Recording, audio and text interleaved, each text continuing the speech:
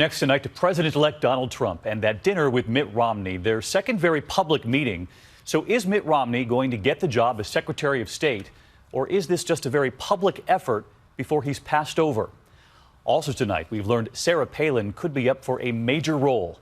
ABC's David Wright on that, and Mr. Trump's new promise to separate his business from the White House. Tonight, Donald Trump is vowing to quit the Trump Organization in order to fully focus on running the country. Trump tweeted today the presidency is a far more important task.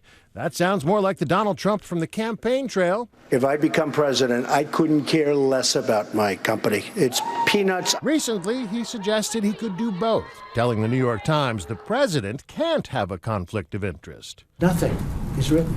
In other words, in theory, I could be president of the United States and run my business 100%. Since then, he's been besieged by headlines raising concerns about his ongoing business deals. Today, Trump tweeted, "While I'm not mandated to do this under the law, I feel it is visually important as president to in no way have a conflict of interest." He now says he is leaving his business in total, promising details in a press conference with his kids next month. But having his children take over the business may not be enough to avoid conflicts of interest. One piece of America's business Trump claims to have already accomplished: keeping close to 1,000 jobs at this carrier factory in Indianapolis. Workers were outraged when company officials first outlined their plans. To move production from our facility in Indianapolis to Monterrey, Mexico.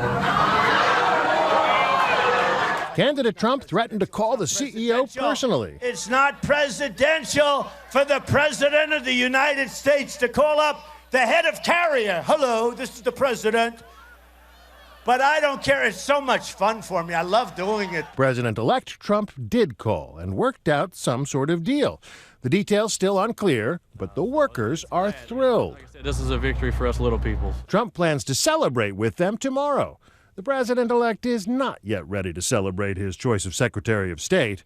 Last night, a second audition for Mitt Romney over frog's legs at a fancy restaurant at one of Trump's hotels. He did something I tried to do and was unsuccessful in accomplishing. He won the general elections. Never mind what Romney said back in the primaries. Donald Trump is a phony, a fraud. But even after these two very public getting-to-know-you sessions, no deal yet.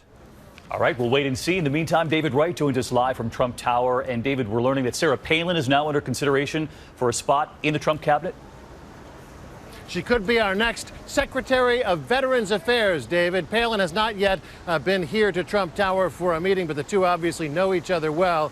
And she said that she would love to use the megaphone she's been given to help veterans. David? David Wright, thank you.